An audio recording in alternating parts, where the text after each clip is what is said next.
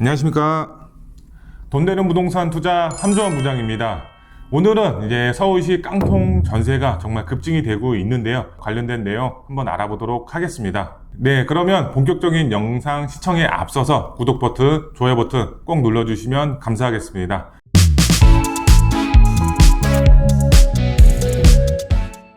이제 깡통 전세가 급증이 되고 있다라고 말씀을 드렸는데, 깡통 전세란 바로 매매가를 추월한 전세 가격 자체가 더 높은 게 깡통 전세다라고 보시면 될 것 같아요. 이런 매매가를 추월을 했기 때문에 나중에 이제 세입자 자체가 전세 보증금을 반환을 받아야 되는데 못 받을 확률이 굉장히 높기 때문에 이런 보증금 반환 자체가 어려워지는 상황이 오는 게 깡통 전세다, 이렇게 이해를 하시면 좋을 것 같습니다. 그러면 이제 PPT를 이제 보면서 설명을 드리겠습니다. 오늘 보시게 되면은 서울 빌라 깡통 전세 24% 증가를 했다, 이렇게 나와 있습니다. 그만큼 이제 깡통 전세가 급증이 됐다라고 보시면 될 것 같은데요. 그 이유를 보면은 왜 이렇게 깡통 전세가 발생이 되고 있는지 보면은 임대차 3법 흑폭풍 1년.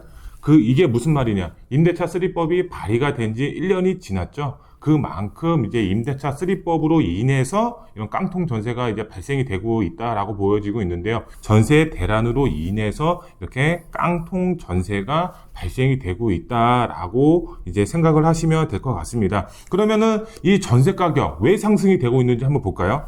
바로 보유세 증가. 보유세 증가라고 하면은 우리가 이제 뭐 종합부동산세라든가 재산세라든가 이런 보유세가 있죠. 이런 보유세가 증가가 됨에 따라서 전세 매물 자체가 월세로 전환하는 속도가 정말 가속화되고 있습니다. 네, 왜 이렇게 월세 전환으로 늘어났냐? 바로 보유세 증가, 보유세에 대한 부담이 정말 높기 때문에 이런 월세를 높여서 세입자한테 전가하기 위해서 이제 월세의 전환이 가속화되고 있다라고 이제 이해를 하시면 좋을 것 같습니다. 그만큼 세입자에게도 부담이 될 수밖에 없는 그런 상황이다. 이게 바로 임대차 3법 때문이다, 이렇게 이해를 하시면 좋을 것 같고요. 그 다음에 보시게 되면 청약 대기자 수요 자체가 증가를 하고 있습니다. 그 중에서도 3기 신도시 경기도 초입에 위치를 하고 있죠. 전세에 대한 수요 자체가 정말 급증이 되면서 이 경기도 초입으로 전세 가격 자체가 증가를 하고 있습니다. 왜 이렇게 이제 증가를 했냐 보면은 이제 3기 신도시 자체가 무주택자만 청약을 넣을 수가 있기 때문에 이렇게 수요 자체가 굉장히 증가를 했다라고 보여지고 있습니다.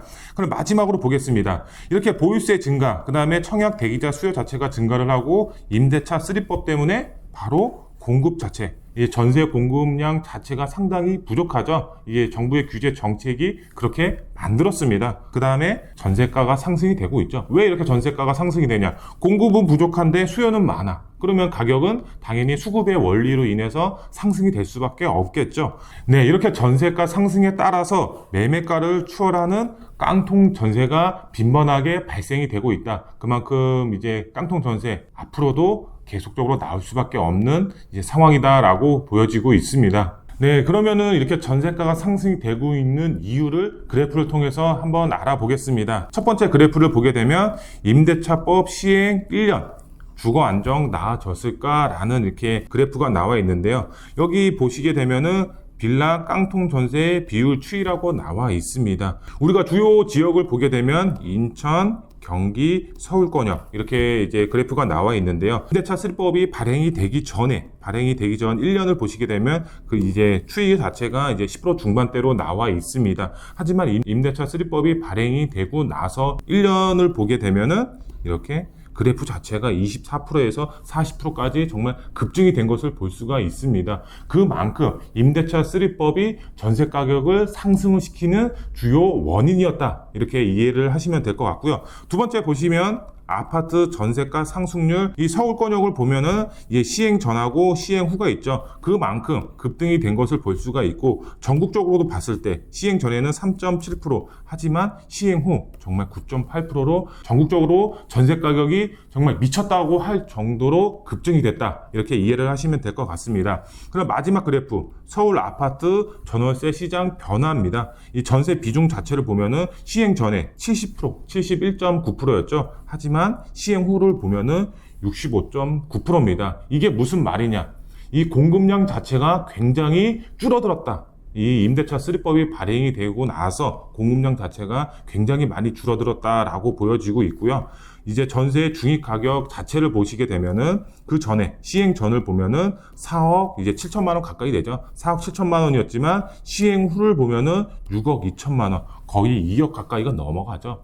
그만큼 전세 가격 자체는 상승이 됐고 이제 공급량 자체는 정말 많이 줄어들었다 이렇게 보여지고 있습니다. 빌라 자체, 그 다음에 아파트 자체 이렇게 봤을 때 전세 가격은 둘 다 상승이 되고 있는 모습을 볼 수가 있겠습니다. 네, 그러면은 앞으로 시장 상황이 어떻게 될지 한번 예측을 해보겠습니다. 첫 번째로 돈 떼일 위험 알면서도 어쩔 수 없이 입주하는 세입자분들이 많아질 것 같습니다. 왜? 앞서서 이제 말씀을 드렸다시피 매물 자체가 없습니다. 매물이 없기 때문에 어쩔 수 없이 깡통 전세에 들어가는 세입자분들이 많을 수밖에 없다. 이렇게 보여지고 있고요. 두 번째, 깡통 전세 보증금 가입이 불가능합니다.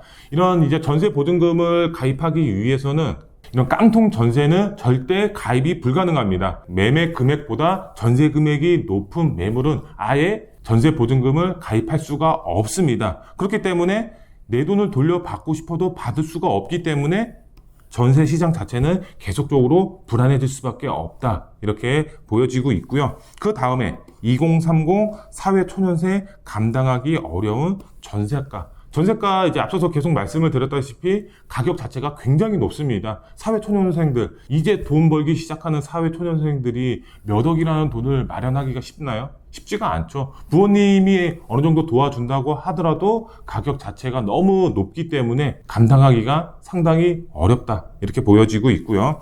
네, 그럼 마지막으로 계약갱신 청구권 사용 후 2년 후가 더 문제가 될 것 같습니다. 왜 그러냐? 이 집주인분들 입장에서는 2년 후에 이제 현 시세에 맞춰서 전세가를 더 상승을 시키겠죠. 전세가를 더 상승을 시키면 세입자 입장에서는 더 부담이 될 수밖에 없는 상황이 온다라고 보여지고 있습니다. 네, 그러면은 이제 세입자분들 어떻게 대처를 해야 될지 한번 알아보겠습니다. 전세 가격이 매매가의 80%가 넘으면 위험 매물이다 라고 생각을 하시면 됩니다. 왜 그러냐? 이 전세 가격이 80%가 넘게 되면은 이 깡통 전세로 전환될 수가 있는 위험이 있기 때문에 이런 80% 매물은 좀 피하시는 게, 좀 지양하시는 게 좋을 것 같습니다. 그 다음에 이 두 번째 사항 굉장히 중요합니다. 근저당이 있으면 상환 요청을 해라. 이게 무슨 말이냐? 근저당을 확인하기 위해서는 등기부 등본을 떼면은 근저당이 잡혀 있는지 안 잡혀 있는지 확인이 가능합니다. 근데 집주인분이 이 근저당이 있다. 그러면은 상환 요청을 하셔야 됩니다. 상환 요청을 받아들여서 근저당이 말소가 되면은 그때 전입신고 및 확정일자를 받으셔야 됩니다. 그렇게 되면은 이제 나중에 정말 문제가 발생이 됐을 때 대항력이 갖춰지면서 은행권보다 먼저 우선순위로 보장이 된다. 이렇게 이해를 하시면 좋을 것 같습니다. 그렇기 때문에 꼭 근저당이 있는지 없는지 등기를 떼서 확인을 하시면 되겠습니다. 네, 세 번째 보시게 되면 임대사업자 매물을 잡아라 이렇게 말씀을 드릴 수가 있겠습니다. 이 말이 무슨 말이냐? 그만큼 임대사업자 물건 자체는 이제 현 시세보다 가격 자체가 낮죠. 그렇기 때문에 임장 활동을 빨리 하셔야 됩니다. 그래야지 좋은 매물을 잡으실 수가 있겠죠.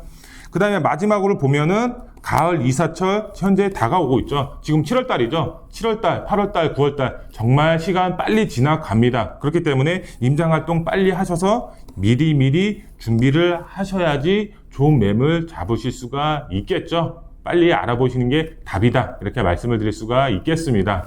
네, 오늘 영상 깡통 전세에 대해서 알아봤습니다. 그리고 이제 깡통 전세에 따른 대응 방안까지 함께 알아봤는데요. 오늘 영상이 마음에 드셨으면 좋아요 버튼, 구독 버튼 꼭 눌러주시면 감사하겠습니다. 그러면 다음에 더 알찬 정보로 찾아뵙도록 하겠습니다. 감사합니다.